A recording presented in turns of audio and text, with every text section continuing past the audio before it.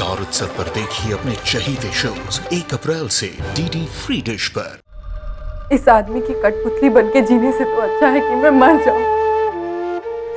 नहीं जीना ऐसे मुझे। ये तुम क्या कह रही हो बेटा? मीरा!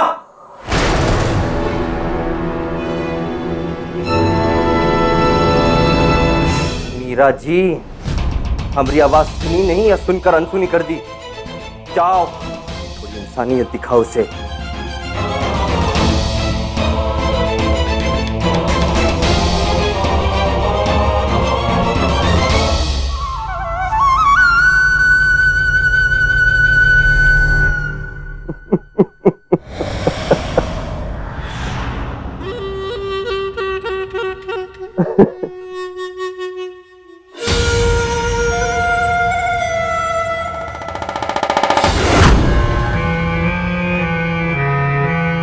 हाथ होता तो कब का छुड़ा लेता मैं। बांध रखा है सरकार ने निगाहों से हमें।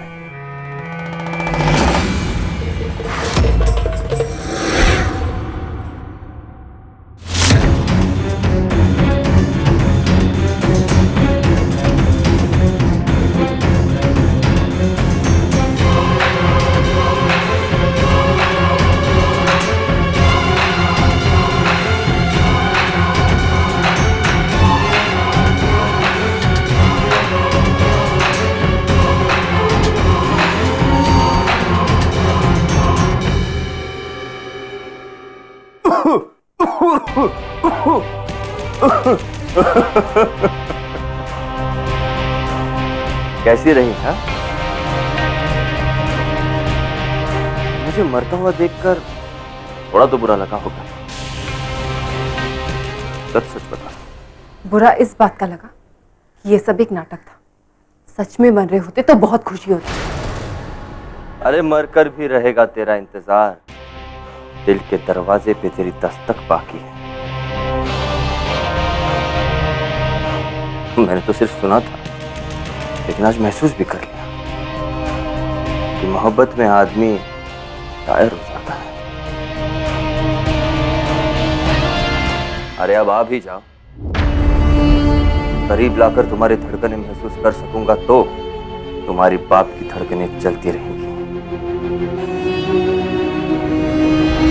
वरना अब इतने करीब आओ कि हम दोनों के बीच से हवा को भी रास्ता ना मिले।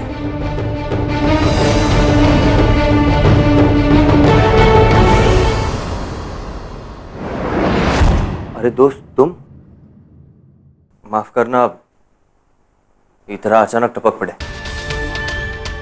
दरअसल बस देखना चाहते थे कि मीरा का गुस्सा ठंडा हुआ या नहीं, और तुम्हारी तबीयत ठीक है या नहीं।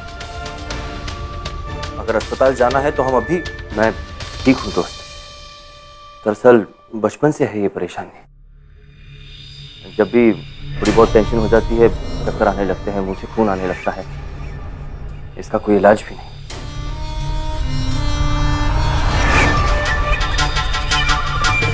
सिवाय मीरा के प्यार की, थोड़ा सा मिल जाता है तो जी लेता। लेकिन भगवान का शुक्र है ये हादसा कल नहीं हुआ, वरना हमारी शादी की सालगिरह का क्या होता।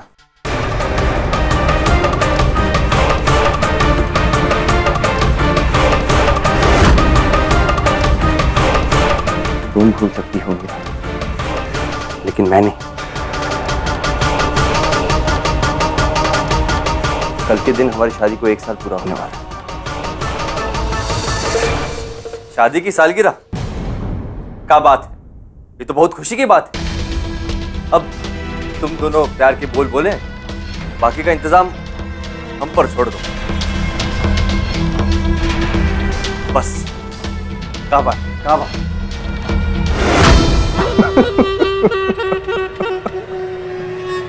ये तो दानवीर करण का भी बाप है। अपनी शादी की सालगिरह पर अपनी पत्नी को मुझे तोहफे में देने का इंतजाम कर। वाह वाह, क्या आदमी। पृथ्वी से नहीं तो भगवान जी से डरो ईश्वर, अपने कर्मों से डरो। वक्त के तराजू का पलड़ा कब किस तरफ झुक जाए पता नहीं चलता। एक बार पृथ्वी की याददाश्त वापस आ जाए और पिताजी को तुम्हारे चंगुल से छुड़े, फिर खड़े होने के लिए थोड़ी सी जमीन तो, दफन होने के लिए 2 गज जमीन भी नहीं मिलेगी तुम्हें। कौओं के छींकने से हाथियों को जुकाम नहीं हो जाता जाने मन, और हमें आवारा कहना कोई बड़ा इल्जाम नहीं। असलियत तुमका मालूम नहीं है और मनाए चले हो सालगिरह। कौन सी असलियत पंडित? का ये असलियत नहीं कि कल के दिन 1 साल पहले उन दोनों की शादी हुई थी? अरे बहुत खुश है दोनों, तो काहे नहीं मनाए खुशियां? तो पंडित, क्या तुमका सचमुच लगत है कि मेरा बिटिया तुमका छोड़ करके वो आदमी से, का नाम है उसका, उसे प्यार करेंगी? पंडित, लगता है तुम पगला गए हो, लोगों के बातों में आ रहे हो। अरे पता नहीं क्यों वो मीरा हमें अपना असली पति समझ रही है। उसके असली पति को मिलवाए, लेकिन नहीं, जिद्दी औरत की जात मानने को ही तैयार। लेकिन हम भी उन दोनों को एक करके ही दम लेंगे, बस। पूरा दोष तुम्हारा भी नहीं है बेटा। जो तुम देख रहे हो वही समझ रहे हो, और जो समझ रहे हो वही कर रहे हो। तुम्हारे लिए ये जानना बहुत जरूरी है कि पृथ्वी कौन है। कहीं ऐसा ना हो कि जब तक तुम्हारी याददाश्त वापस आए तब तक बहुत देर हो चुकी हो।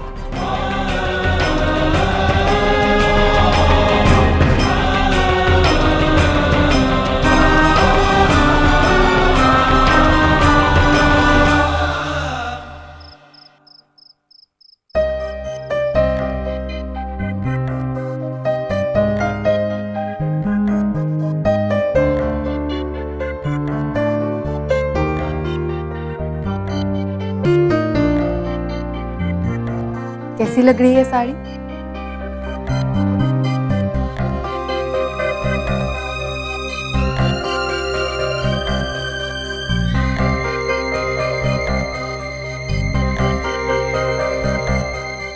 कपड़े लत्ते के बारे में हमका कुछ पता नहीं, लेकिन अच्छी लग रही है।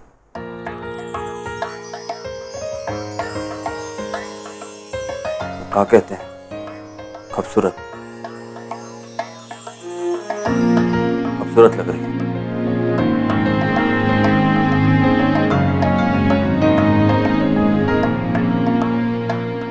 अच्छा ये बताओ कि मुझे यूं अचानक रेडी होने के लिए क्यों कहा? कहाँ लेकर जा रहे हो मुझे? क्या कहते हैं, हैरान करना चाहते तुमका। अभी बता देंगे तो। बताओ ना। तनिक सब्र करें और हम पर थोड़ा भरोसा रखें। हम जो कुछ भी कर रहे हैं अपनी खुशी के लिए कर रहे हैं। भरोसा? तुम पर तो मुझे खुद से भी ज्यादा भरोसा है।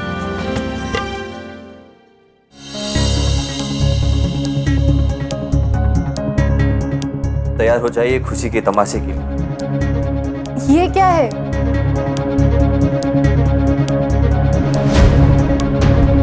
ये तुम्हारी आंखों की खिड़की का पर्दा है, और ये तभी खुलेगा जब हम तुमको वो दिखाएंगे जो दिखाना चाहते हैं, वो नहीं जो तुम ऐसे भी देखती है। पर कुछ तो बताओ। अच्छा चलो एक हिंट दे दो। हम पहुंच गए क्या? पहुंच गए। अरे हाथ क्यों छुड़ाया? क्योंकि अभी हाथ थामने का ना, आंखें खोल के दिल थामने का वक्त है।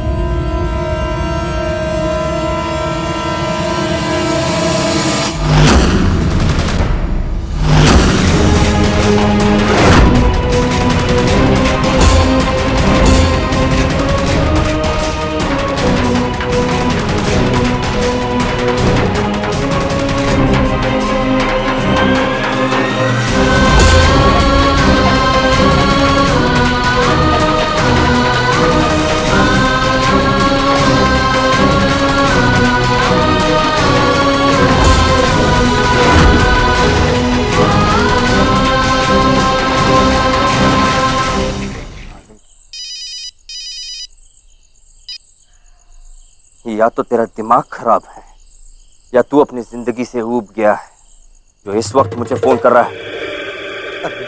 माफ करना ईश्वर भैया, अगर जिंदगी और मौत का सवाल ना होता ना तो ये वक्त आपको फोन कर कर परेशान नहीं करते। हुआ क्या है?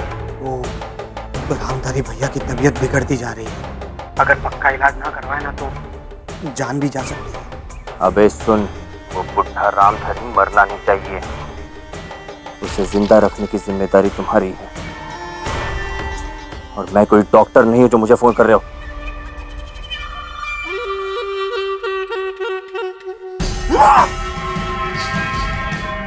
मारो तुम और जिंदा रखने की जिम्मेदारी हमारी।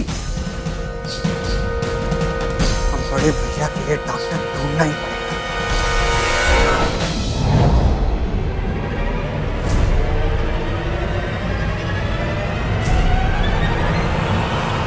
सच बता,